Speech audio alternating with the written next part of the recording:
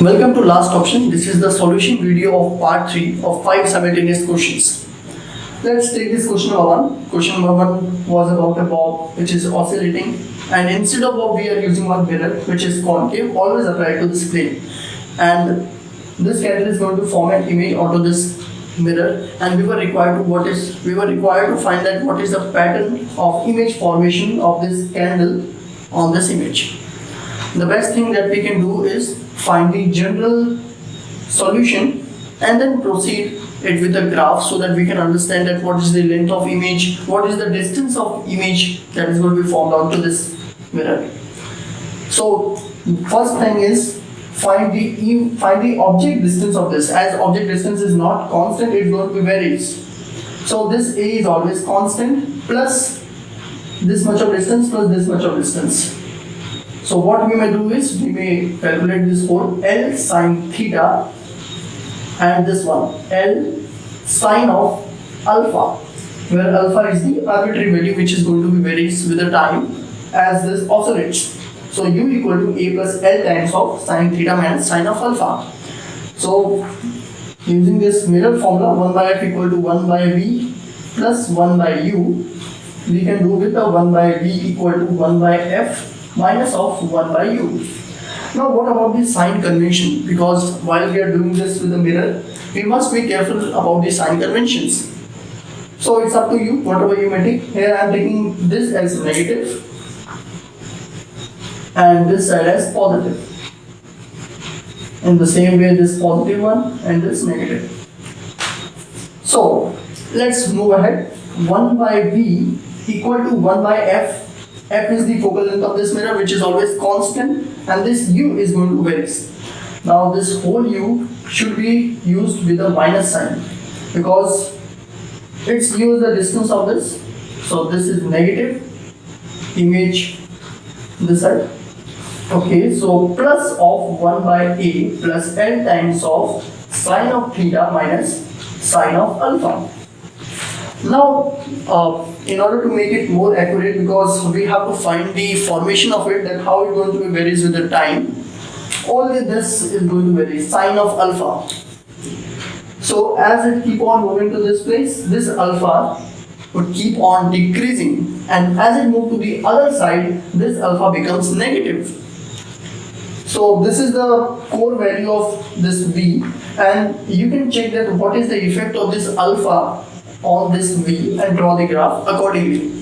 So this is about V, and in the same way you can use it to find the magnification, which is nothing but minus of V by U, or H upon H, where H is the height of image which is going to be formed and this is the height of object, and all these are going to be calculated with respect to principal axis. So just you have to do one more thing in this one. This whole length is equal to L times of cos of alpha, and this whole is L times of cos of theta. So L times of cos of theta minus cos of alpha. Only this much is going to vary, and you are going to put it and get the value.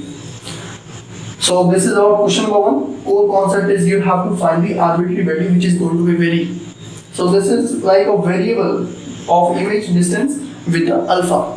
Welcome to question number 2. Question number 2 is about a lens whose refractive index is going to change according to its distance from the center 0, 0, and that variation was given by 1 upon 1 plus x, where x is the distance from this pole. So let's move that, we were asked that what is the total power of this. So one thing you might do is power is inverse of focal point, that is more is the focal, less is the power of it. So if I can calculate the focal of this small section and integrate it over 0 to r, I would be able to get the total power. So formula of 1 by f for this small section of distance dx along this axis is equal to mu2 upon mu1 minus of 1 into 1 by r1 minus 1 by r2. What is mu2? Mu2 is the refracting of this material, small x dx. So what is the refracting index of this? This one, 1 upon 1 plus x. minus of 1. Why not mu1? Because we are just taking this part outside this frame and putting it into the air and finding this one. And 1 by r. 1 by r means what is the radius of curvature of this one side? So that could be taken as x minus of 1 upon x plus dx. As this length is dx, its thickness is dx, we would be able to add this dx to this x. And then finding to it, we can turn out to this process. So it's equal to minus x upon 1 plus x into dx upon x into x plus dx. Now think of this x plus dx, dx is small, so we can ignore it. So we would be able to get as this times of x into 1 plus x. So this is 1 by f, which is nothing but power. Now this is small section, I have to integrate it around.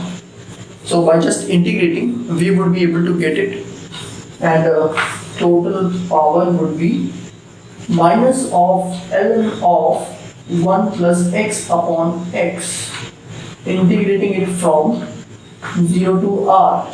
As you would put this 0, you would not be able to get any such thing. So this question may not be valid for all cases. So in spite of taking it from 0, you can take it from somewhere. Otherwise you will get power as infinity. And this is quite obvious in this case, because in this case the radius of curvature as you shoot towards the pole, this will keep on decreasing, and at a point this focal point might turn out to be 0, and this 1 by 0 turns to be infinity. So overall you are getting as infinity for this question, but in order to make it valid or to use it, now we must take it from some limit, that r1 to r2, where r1 is not equal to 0. So this is about the case. We have just taken this small section and finding the power of that small section and then integrating over the distances. So this is the classic problem of JEE Mains and Advanced. Hope you like it. Let's move it. So let's talk about question number 3. Question number 3 is you have to find the sum of all these things. One thing I will show in this is very interesting case about converging series, diverging series, and telescopic series. So let's solve this one first. S of n equal to summation of n equal to 1 to infinity and tan inverse of. For such type of cases where you are somewhat dealing like tan inverse or cot inverse, better to go with telescopic sum. Telescopic sum means we have to make it arrange in such a way that consecutive terms start appearing with their opposite signs, so that we can cancel out those things and come to the conclusion in the easier way. Let me show you how to write this one. Okay, let's make one more step. 1 into this times n into n minus 1. Okay, so summation of n equal to 1 to infinity into tan inverse of. How to write this one using this one? We may go with this way.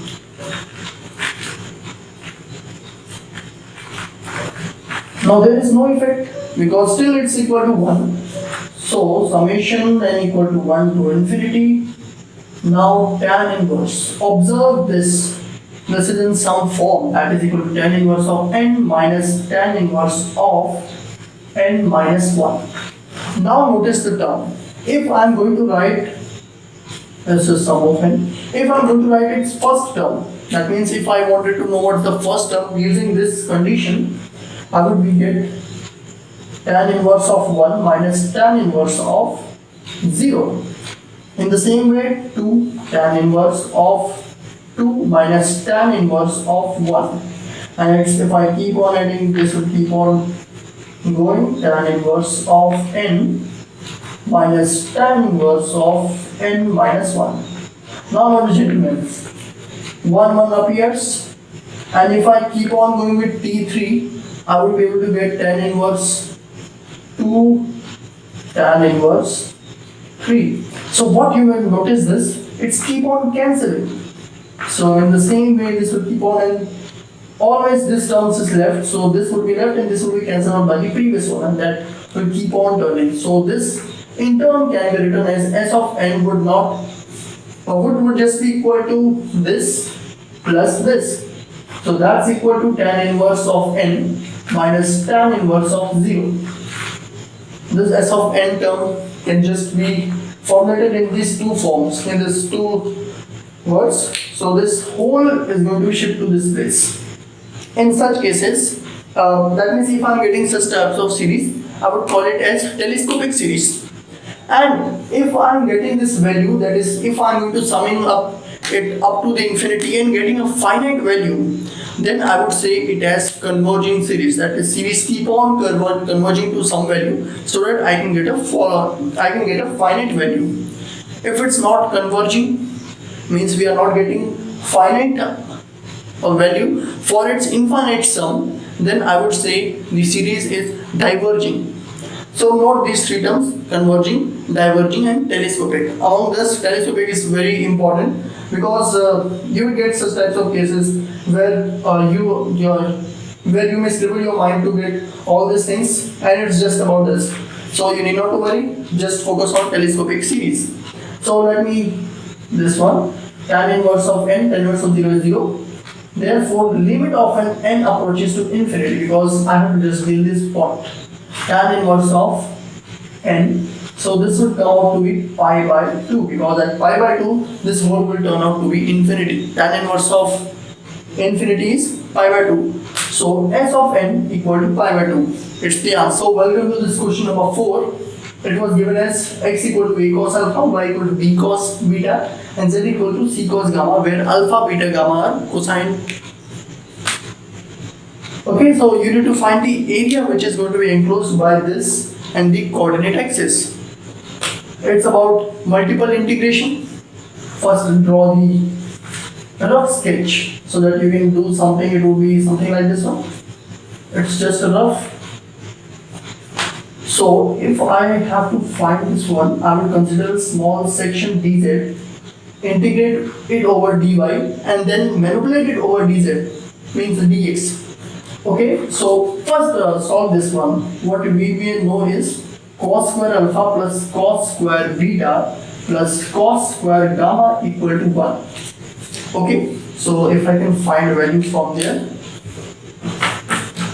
therefore x square upon a square plus y square upon b square plus z square upon c square equal to 1. So this whole is equivalent to this one. Okay, now we may draw the graph, but it's like math, going like math to do the graph. I would just integrate it. How to do that? What I have told, that I will take a small section of dz here. I will integrate it. Whatever be the result, I will integrate it with dy. Take this section, this one, and then this one. Then dx. So dz dy dx, where z varies from 0 to, then I have to take z value from this equation, that is equal to root over c times of root over 1 minus x square upon a square minus y square upon b square, and that's it. Okay. Now for dy, it's from 0 to, again I have to take y from this term, but not this. So b times of 1 minus x square upon a square. Now what about x from 0 to, if I put all these values, I would get x equal to a plus or minus a. I have to take the coordinate axis, I will go with the plus 1. So this, by formulating this, you would be able to get this area. So the main thing was finding this equation and understanding the idea of multiple integration of finding the area. About question number 5, the hint has been given into the description box. It's just a little hint, but try it on the more time. In spite of focusing on the bigger circle, like this one, you can go with a smaller circle and find some relation between the circle and this pentagon. Obviously, start. So let's meet you in the next video. Thank you.